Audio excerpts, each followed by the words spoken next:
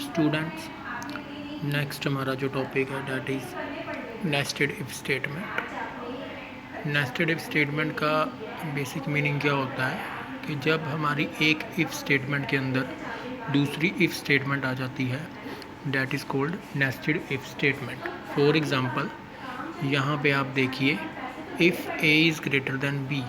अब ये इफ़ के नीचे एक और इफ़ है, if A is greater than C. तो जो if A is greater than B है, इसके बाद एक करली ब्रेस है। इसका मतलब ये इफ़ का ब्लॉक यहाँ पे शुरू हो रहा है और इस करली ब्रेस पे जो पहले वाली है, इस पे जाकर ये ब्लॉक ख़त्म हो रहा है।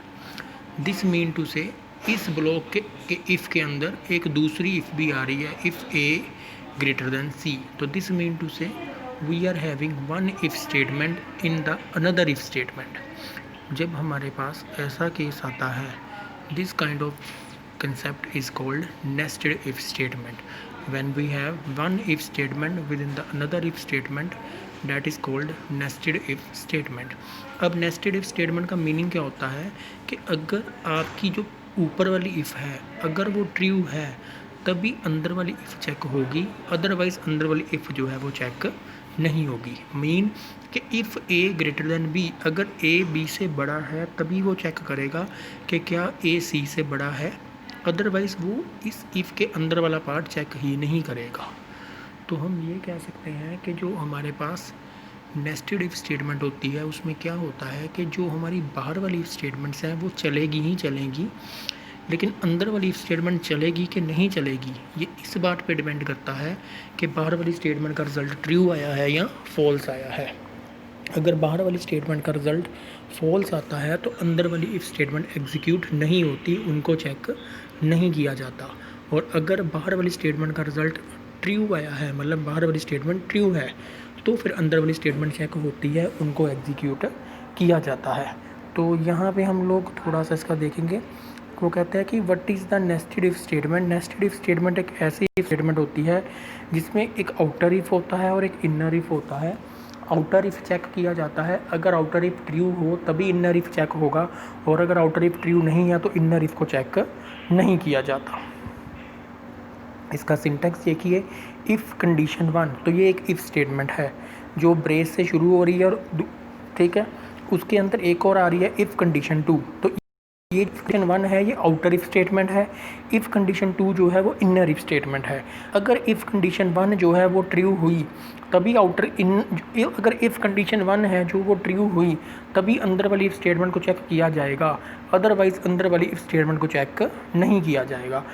तो इस तरह का जो कंसेप्ट होता है that is called nested if statement. तो यहाँ पे हम दोबारा देख लेते हैं, एक प्रोग्राम है जिसमें कि आपको बोला जा रहा है कि ए बी वैल्यू एंटर करो, फिर चेक हो रहा है क्या ए बी से बड़ा है। अगर ए बी से बड़ा है तो फिर चेक होगा क्या ए सी से भी बड़ा है, तो स्क्रीन पे लिखा आएगा ए इज़ ग्रेटर। लेकिन अगर ए बी से बड़ा है तो फिर क्या होगा, फिर चेक होगा क्या ए सी से बड़ा है। अगर ए सी से बड़ा नहीं है तो चेक होगा क्या बी सी से बड़ा है, तो लिखा आएगा बी इज़ ग्रेटर। तो दिस मीन टू से यहाँ पर क्या शो करने की कोशिश की जा रही है कि अगर ए बी से बड़ा है तभी ये चेक किया जाएगा कि ए सी से बड़ा है या बी सी से बड़ा है। तो अगर स्टेटमेंट ट्रू हुई तभी इनर स्टेटमेंट को देखा जाएगा, अगर आउटर स्टेटमेंट ट्रू नहीं हुई तो इनर स्टेटमेंट्स को चेक नहीं किया जाएगा। तो इस तरह का कंसेप्ट हमारे पास आता है कि वी आर हैविंग 2 और मोर if statement, but one if statement is the part of the other if statement. कि जो इनर इफ़ स्टेटमेंट है वो आउटर इफ़ स्टेटमेंट का पार्ट है, उसके अंदर आती है। और इनर इफ़ स्टेटमेंट तभी चलती है अगर आउटर इफ़ स्टेटमेंट ट्रू हो। तो जब इस तरह का केस आता है, this kind of statement is called nested if statement. Nested if statement. तो जो हमने लास्ट टाइम भी लेक्चर लगाया था, जिन बच्चों ने अटेंड किया था, उसमें हमने यही चीज़ देखी थी कि हम अब पढ़ने जा रहे हैं इफ़ स्टेटमेंट क्या होती हैं। वो डिसीजन मेकिंग स्टेटमेंट होती हैं जिसमें हमारे पास ये काम होता है कि हमने एक काम करना है कि नहीं करना, ये डिपेंड करता है कंडीशन के ऊपर। जैसे कि हमने पढ़ी थी इफ़ स्टेटमेंट, जिसमें ये होता था कि अगर कंडीशन ट्रू हुई तो ब्लॉक ऑफ स्टेटमेंट चलेंगी, अदरवाइज ब्लॉक ऑफ स्टेटमेंट नहीं चलेंगी। फिर हमने पढ़ी थी इफ़ एल्स। उसका मीनिंग क्या था कि इफ़ एल्स का मतलब क्या होता था कि हमारे पास 2 रिजल्ट है, एक ट्रू के लिए एक फॉल्स के लिए। अगर इफ़ स्टेटमेंट ट्रू हुई तो एल्स जो इफ़ के बाद ब्लॉक ऑफ स्टेटमेंट है, अगर इफ स्टेटमेंट हुई तो जो इफ के बाद ब्लॉक ऑफ स्टेटमेंट है वो चलेगा, और अगर इफ स्टेटमेंट फॉल्स हुई तो एल्स के बाद जो ब्लॉक ऑफ स्टेटमेंट है वो चलेगा।